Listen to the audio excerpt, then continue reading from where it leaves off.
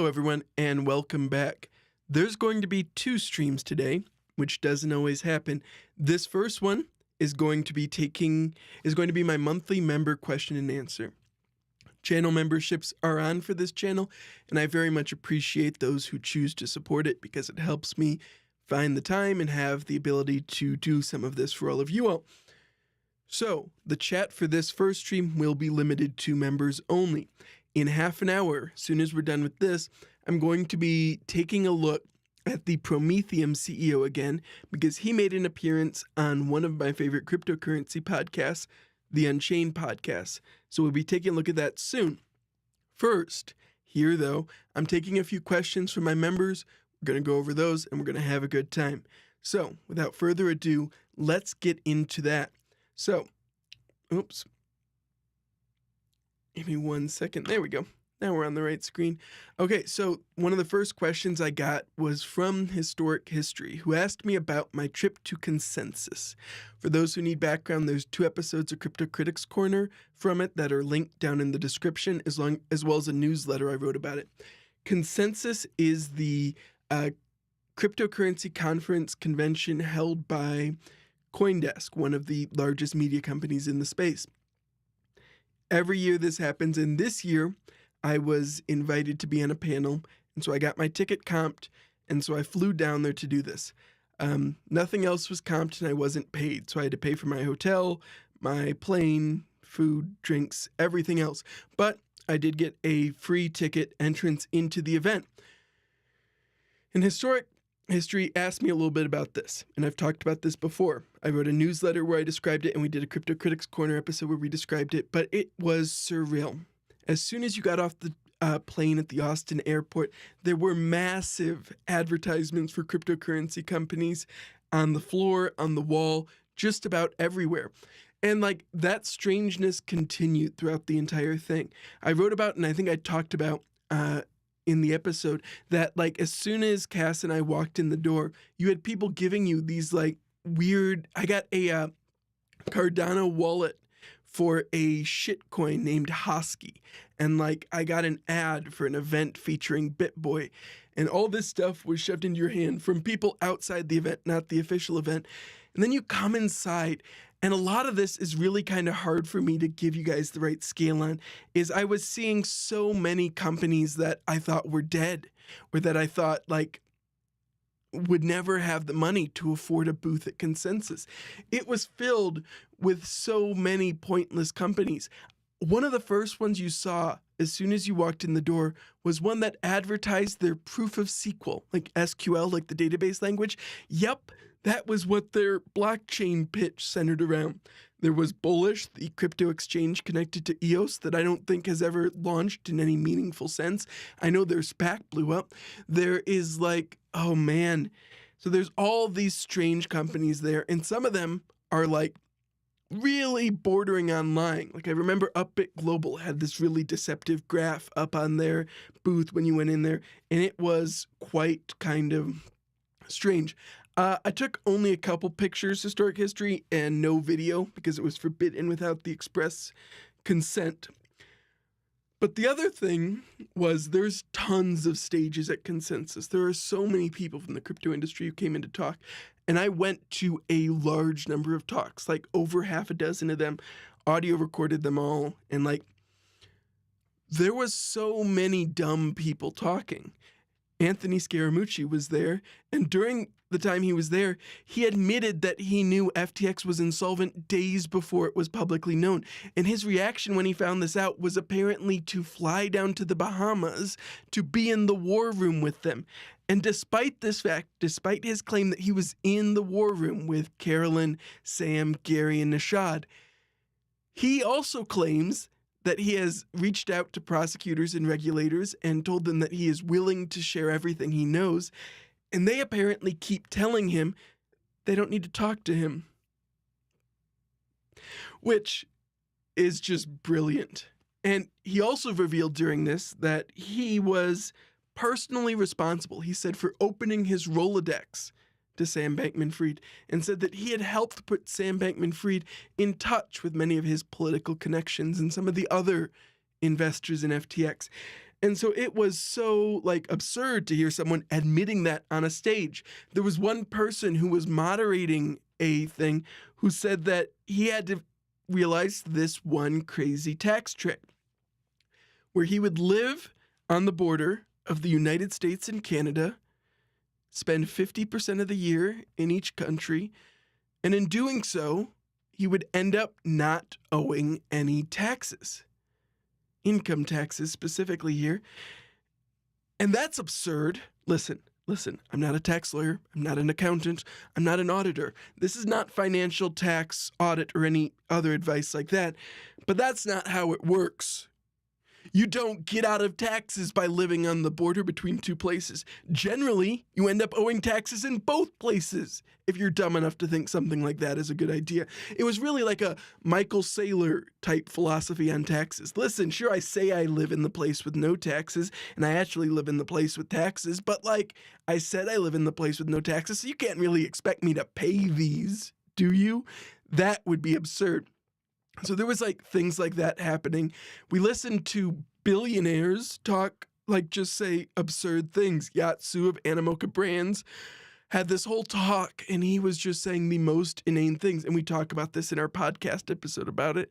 And so that was just almost inexplicable for me to try to figure out like what was going on there. And unfortunately, I don't have a lot of other conferences or conventions to compare to. I don't particularly like going to that type of thing. I did not particularly enjoy going to Consensus. I got to meet some really cool other journalists and researchers and people I respect and stuff like that. And that was a really rewarding part of the experience. But like broadly, this is not the type of thing I enjoy, and that did not change. I have like one other convention to compare it to, which is in my old job as a data scientist with my boss. We were once presenting our findings on an analytic of our fraud detection algorithm at the American Society for Criminologists. And so like I went to that and presented a draft of a paper we were writing there. And that was much less produced, much less polished. There was clearly far less money from the sponsors for the event, but it was like a professional society organizing their annual event, which is a little bit different than like a media company organizing like this convention that's supposed to be the convention for the industry. And so those dynamics are a little strange. Louis Strauss asked me about BlackRock and their application for a Bitcoin ETF, and that's an interesting question. We did a Crypto Critics Corner podcast. I have not been to any fun conventions, historic history. Oh, I see my overlay is already pulling from my next stream and not this one. That's annoying. I've not been to any fun conventions because mostly I don't like being in large crowds of people. and even fun places have those. Was I impressed by any company at the event? I thought CoinDesk ran a really well-produced event. Like it was smooth, well-mapped. They had their registration flow checked in well. They did a great job organizing an event like this. As to like the ones on the floor, not really. I mean, my relationship with some of these companies gets a little adversarial. Other ones, I can't get past apathy, because they are just utterly boring. Like, you're not going to learn anything valuable at Bitmain's booth at Consensus, you know? You're not going to learn anything valuable even at Prime Trust's booth at Consensus. And they did have a huge booth at Consensus. So, like, broadly, I wasn't particularly impressed. Getting back to your other question about the ETFs, I think the SEC should have already approved a spot ETF.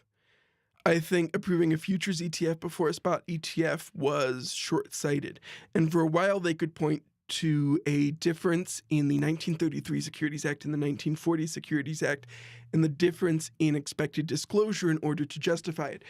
And then they went and approved Tierkrum's 40s Act futures ETF, which blew up that entire excuse.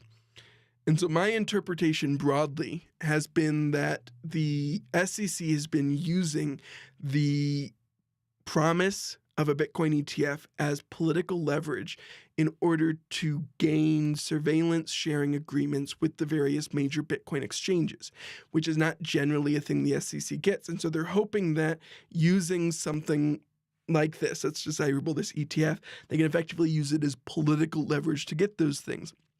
What makes the BlackRock ETF application particularly interesting is that as part of it, they have some kind of surveillance sharing agreement that's being run through a NASDAQ subsidiary, which seems as though it makes it more possible it'll get approved. And like BlackRock clearly has like they're one of the largest fund creators and managers in the world. They are massive beyond like any reasonable scale. And so I think that helps their application.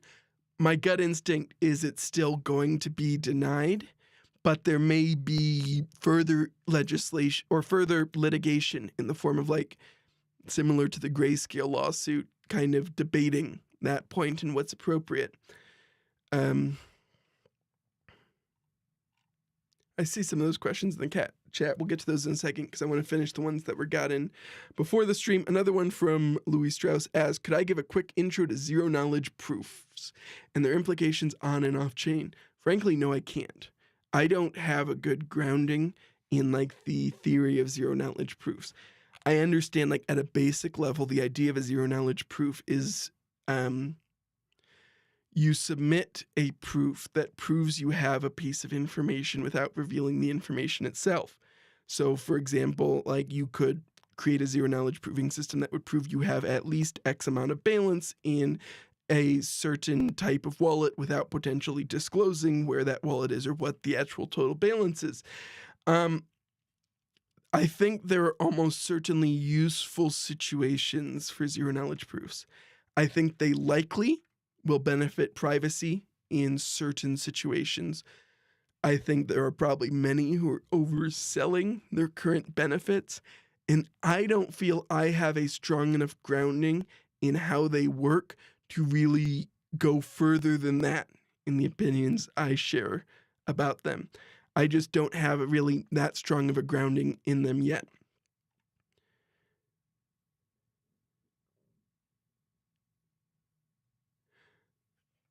So, Igor said the strongest case you have for cryptocurrency is circumventing official means to transfer money, especially in a situation where there's a legitimate case of censorship perpetrated by the government. And yeah, broadly, that's what I think cryptocurrencies are useful for, is as a censorship-resistant way to do things. And Igor mentioned something that I've talked about actually on a short on the Crypto Critics Corner channel, which is about Satoshi Nakamoto leaving Bitcoin. And it happens contemporaneously with WikiLeaks deciding to accept Bitcoin, with Satoshi's seeming belief around it based on their posts at the time being the risk to Bitcoin was too early at this point for them to really serve as a censorship-resistant transfer value. And attracting the kind of attention that being with WikiLeaks has ends up in this situation where now Bitcoin has the attention of people who can attack it. In our most recent episode of Crypto Critics Corner with Dr. Micah Warren, we talk about some of this, in that if Bitcoin really gets embroiled in energy, in defense, in geopolitics, the amount of spend on all those things is so much greater than like the Bitcoin spending that you fundamentally destroy the security assumptions around it. And like, so that's broadly why someone would expect that Satoshi left around that period. Complicating it is the fact that I think Satoshi was likely, at least in part, Hal Finney and was very ill. I think further might point to some of the reasons why Satoshi left around that time.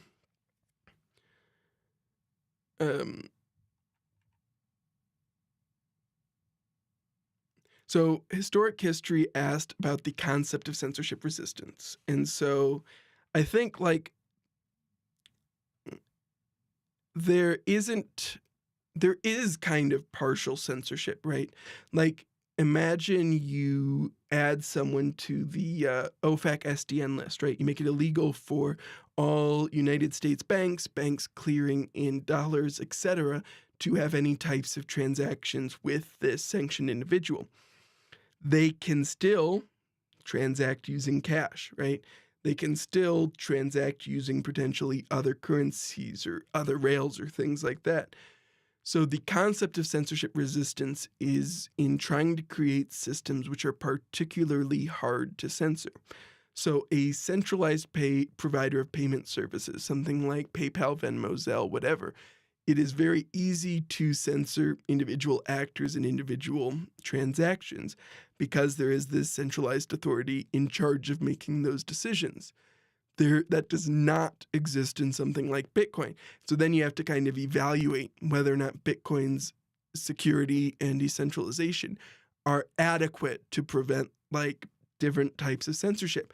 And the reason serious people don't say like Bitcoin is censorship proof is because there is a certain amount of spend, a certain amount of investment that could potentially censor any transaction, right?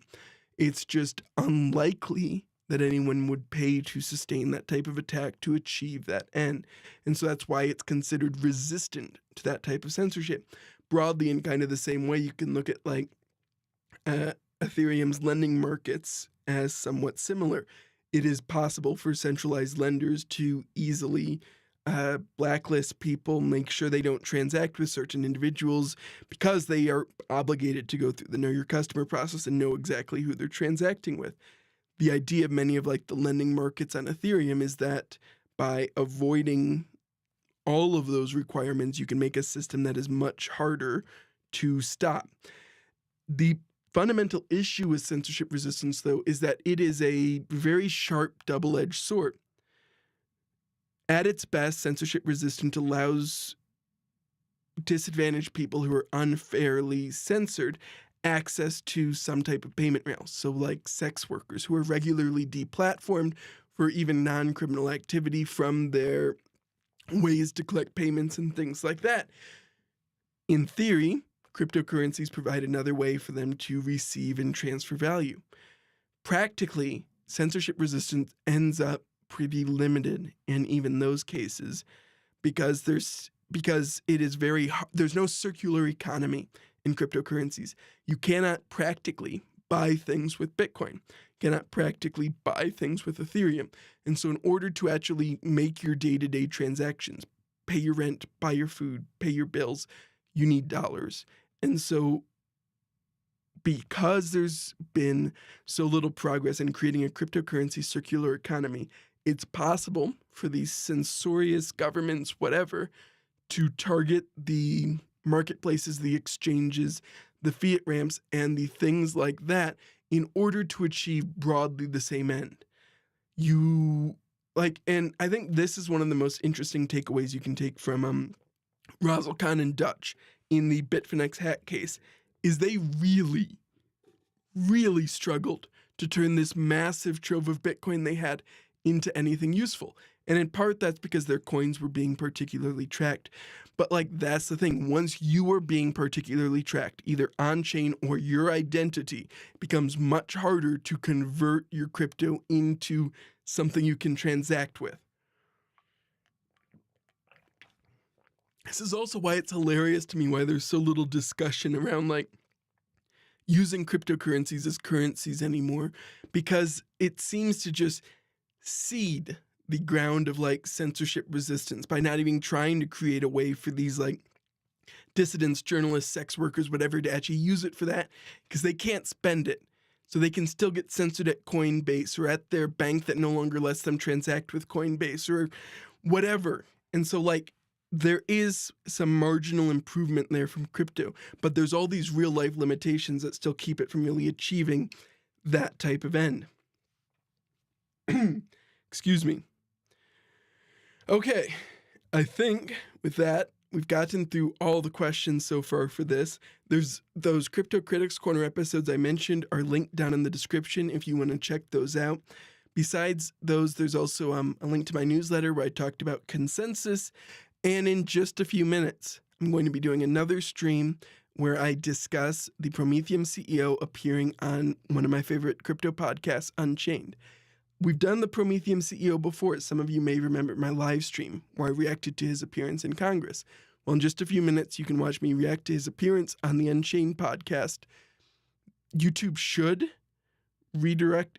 Igor, yes, I am planning on making more videos on financial crimes broadly. YouTube should redirect you there, but if it doesn't, check out my channel page and get ready for that live stream. Thank you all very much for joining today.